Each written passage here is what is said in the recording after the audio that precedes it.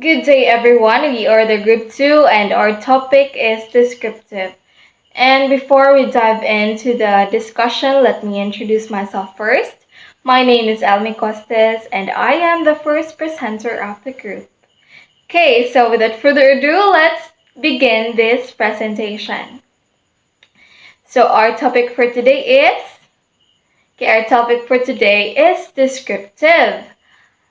Okay, I believe that you have already know what is descriptive, right? I mean, you already have that initial idea of what descriptive is. Okay, from the root word description or describe, it means describing someone or something based on our observation using our senses. So what are the senses? I believe that you have already know what are those 5 senses. Yeah, right. Okay, so we have here 2 definitions of descriptive from Merriam-Webster and Britannica Dictionary. According to Merriam-Webster, descriptive refers to presenting observations about the characteristics of someone or something, or expressing the quality, kind, or condition of what is denoted by the modified term. Second, descriptive is defined as giving information about how something or someone looks, sound, etc., using words to describe what something or someone is like. This is according to Britannica Dictionary. To put it simply, descriptive means describing someone or something based on what we see, what we hear, what we smell, or what we feel. That is descriptive. Now, let's connect descriptive in writing and speaking. If we say descriptive writing, it is a type of writing in which the author's intent is to create a vivid image of what he or she is describing in the mind of the reader. It relies on the author using detailed description that convey the sensory details of what he or she is describing, often with the use of specific techniques. Descriptive writing uses vivid language to create the overall effect that the reader is present in the story. Okay, if we say descriptive speech, it is a type of informative speech that aims to provide a detailed and vivid portrayal of a person, place, object, or event.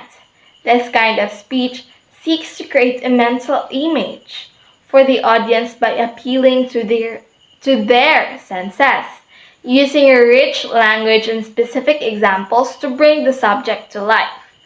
It focuses on presenting characteristics and features in a way that enhances the audience's understanding and engagement.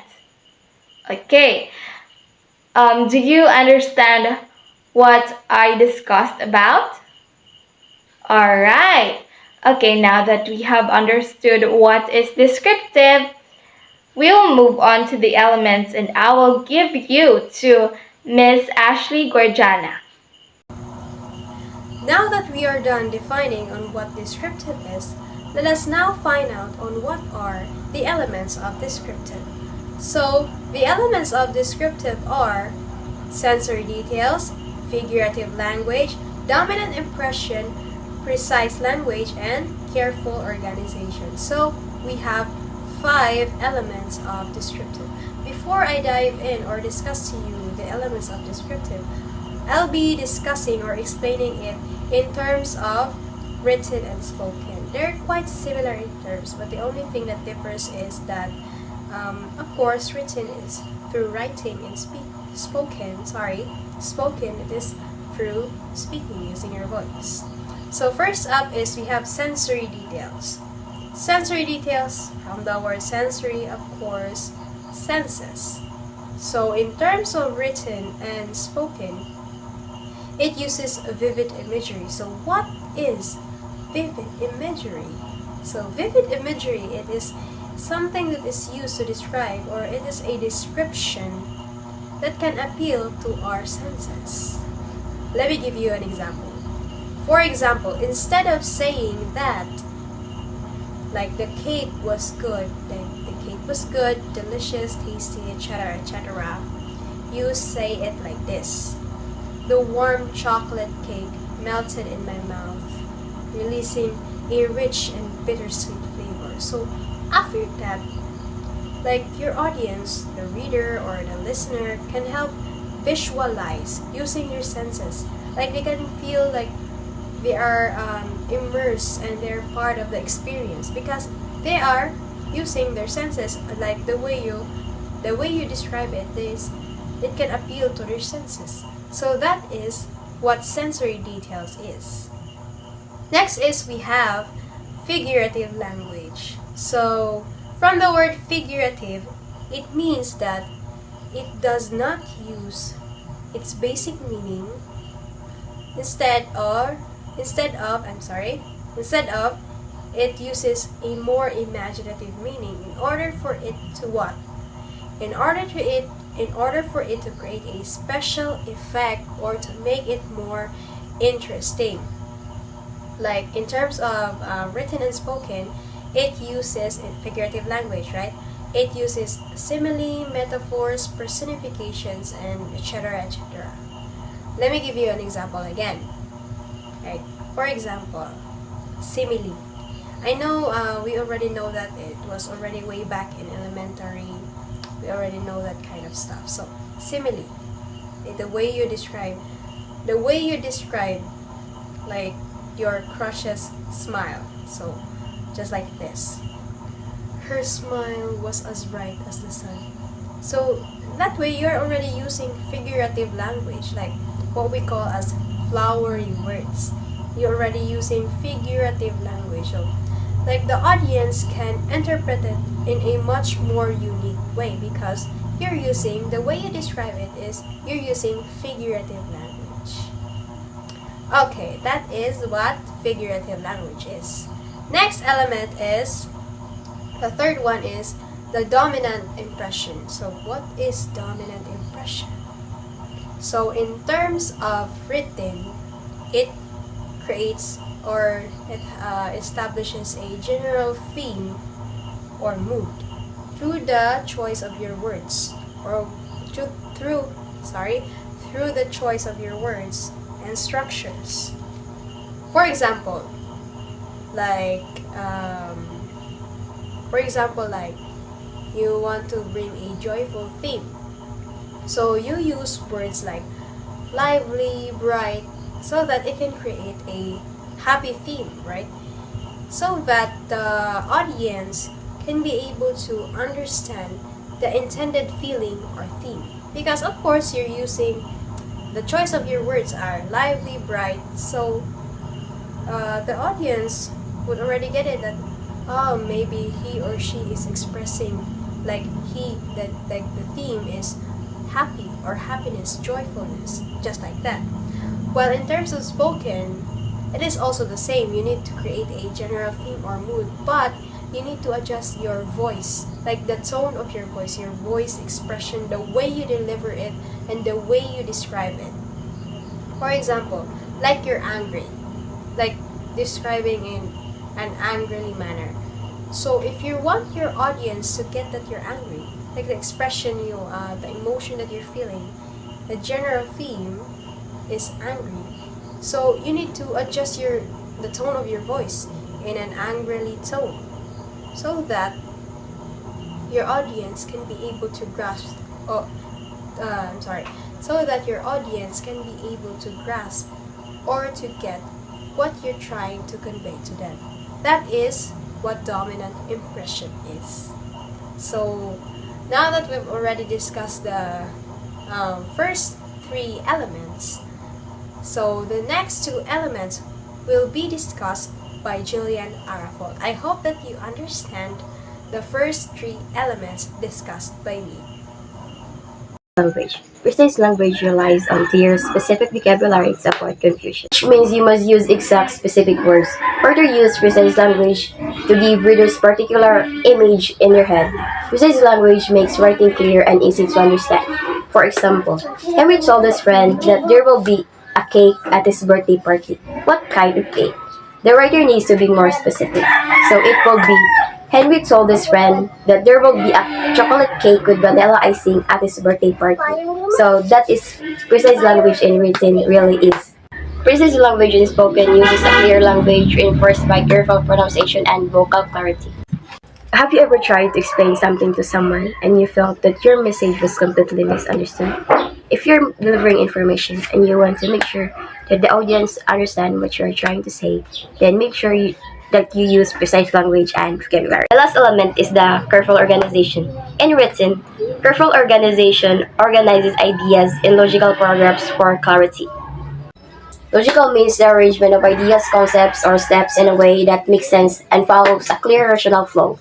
This means that careful organization helps the audience understand the information better and follow the argument or narrative being presented. So that is careful organization in written is. In spoken, careful organization structures ideas sequentially and uses pauses or transitions to guide the audience. Sequentially means a way that follows a particular order, and when you say transitions, you're really letting the audience know you are changing ideas.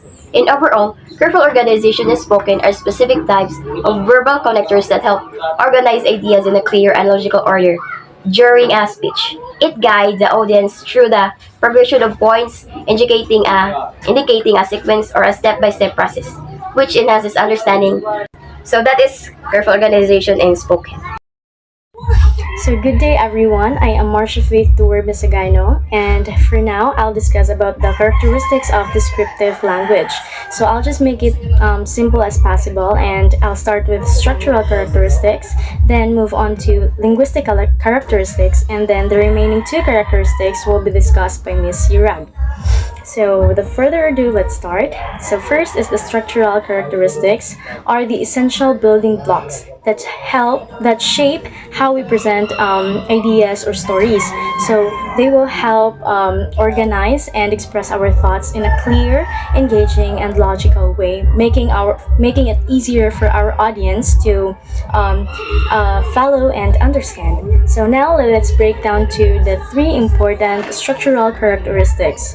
So first, let us talk about the vivid details. So the vivid details involves using sensory language to create mental images that captivate the audience. So it's about making your decision come alive. So an example is that instead of saying the beach is beautiful, you will say the beach had a powdery white sand, a crystal clear water, and the sound of waves crashing gently. So that is an example of a vivid details. Now, let us move on to the next one, which is the specificity. So, specificity is about providing the precise details to avoid confusion. So, a clear description makes your message stronger. So, example for this is that instead of saying she has a pet, you will say she has a fluffy white Persian cat with green bright eyes. So from the word specificity, so you have to be specific with your description. So for the last one is the organization. So the organization is about arranging your ideas in a logical structure. So such as chronological, which means by time, and spatial, which means by location. So for an instance, let's say you will describe your day. So you will start from what you did in the morning, and then move on to the afternoon, and then end it with the evening. So for me, it's just like you were making your personal journal or your everyday journal. Like you will state there what you did in the morning up until to the evening. So that is the organization. Okay, so now let us move on to okay, so by the way, by using details, being specific and organizing our ideas well, we can communicate more effectively and leave a lasting impression.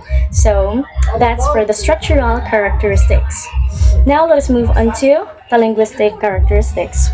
So A linguistic characteristics focus on the style and choice of words used to convey meaning. So they shape how we express ourselves and um, engage our audience emotionally or intellectually. So now let us discuss the four key aspects of linguistic characteristics. So first is the imagery. So in the imagery, it uses sensory language to help our audience visualize, hear, feel, taste, or smell what is being described. So for an instance, you will say, the aroma of freshly baked bread filled the air. So you can really imagine it. So that is the imagery. So now let's move on to the second one, which is the figurative language. So in the figurative language, you will use metaphors, similes, and personification tools to convey deeper meaning or comparison. So an example of this is that you will say, her smile is as bright as the morning sun. So it's a smile that gives a vivid impression of her happiness. So it's like giving like poetic and very descriptive. So that's it for the figurative language. Now let us move on to the adjectives. So adjectives is a vivid and specific words that describe nouns, adding detail and clarity. So an example for this is you will say, instead of saying the dress is pretty, you will say the dress is elegant, shimmering emerald green. So that instead of saying the dress is pretty, you will say the dress is elegant, shimmering emerald green. So the description is gonna very like it's giving and very detailed. So that's it. And for the last one is the adverbs. So for the adverbs, it modify verbs or adjectives, giving more context or precision. So an example for this is that instead of saying he ran fast, you will say he ran swiftly across the field. And another example for this is that you will say she walked I'm sorry, wait. You will say she walked gracefully. So it's really clear that she is not in a hurry and she's just walking elegantly. So that's it for the example of adverbs. So by using imagery, figurative language, adjectives, and adverbs, we can transform ordinary communication into something vibrant and engaging. So that's it for the linguistic language. So thank you. So, in continuation with the mentioned characteristics of a descriptive, I will be discussing the two other characteristics. So, the functional and stylistic characteristics. So, let me first introduce the stylistic characteristics. So, a stylistic characteristic refer to how writing expresses ideas and engages the audience through tone and language. So first, let's have the subjective tone. So author's perspective or bias. So a subjective tone reflects the writer's personal views, emotions, or biases. It shows how the author feels about a topic and invites readers to understand their perspective. Second is the emotional appeal. So, evoking feelings and empathy. So, when you say evoking, it is to produce feelings. So, an emotional appeal uses language that evokes feelings like compassion, anger, or joy. So, this helps the audience connect emotionally with the message being shared. So, a descriptive text produces a feeling of joy, compassion, or anger when the audience is reading or hearing it. Hearing it. Next is the rich vocabulary, so varied and precise word choices. So, writing with rich vocabulary uses vivid and descriptive words to convey meaning more clearly and create a stronger impact on the reader. So, it is using vocabularies that are not used in daily basis, or um, in other terms, in descriptive text, it is not using simple words. So it uses rich vocabularies because it can make more impact to the audience. Now, let's proceed to the functional characteristics. So, a functional characteristics focuses on the purpose of the writing, what the author aims to achieve. So, first is the informing. So, providing information about a topic. So, in informing, writing that informs provides clear and accurate details to educate the audience about a particular subject or issue. So, in descriptive text, it is not a stories, fantasy stories, but it also involves informations that are factual and educational for the readers or the audience. Next is entertaining, so engaging engaging readers with vivid storytelling. So vivid meaning enjoyable. So writing that entertains uses engaging stories, humor, or vivid descriptions to capture the reader's attention and provide enjoyment. So when you write a descriptive text, you should avoid making it so plain, that because it will make it boring. So it should have this enjoyment so that the audience will be hooked up and captivate their interest. Last is the persuading. So influencing opinions or attitudes. So, persuasive writing aims to influence opinions or motivate actions by presenting arguments, evidence, and emotional reasoning. So, in a descriptive text or speech, it should be persuasive, or it should persuade the audience into believing that something is true, or something should have an action, or the audience should make an action to solve or to address some issues mentioned in the text. That is persuading, so to persuade the audience. So that's it for the characteristics of descriptive. So next, we will have the written and spoken examples of descriptive. First, we will have the written examples. So right here, we have a paragraph.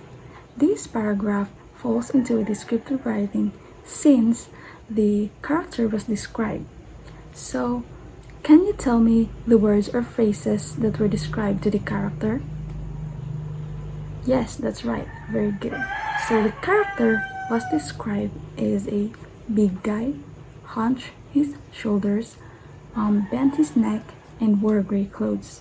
With that, we can conclude that this is a descriptive writing. So, in addition, another example of descriptive writing would be stories.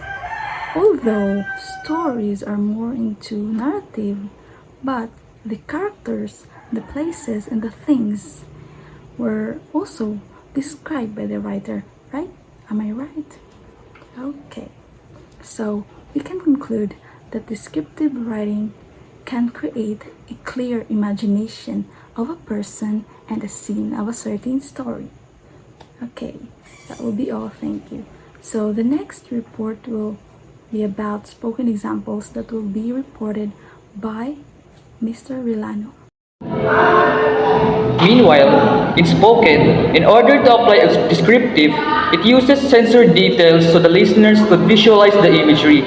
And also, voice expression, vocal tone, emphasis, and other figurative tools is used to set the mood and engage the listener. An example of this is the famous slogan of the fast food restaurant Jollibee, which is "Mas crispylicious and mas juicylicious."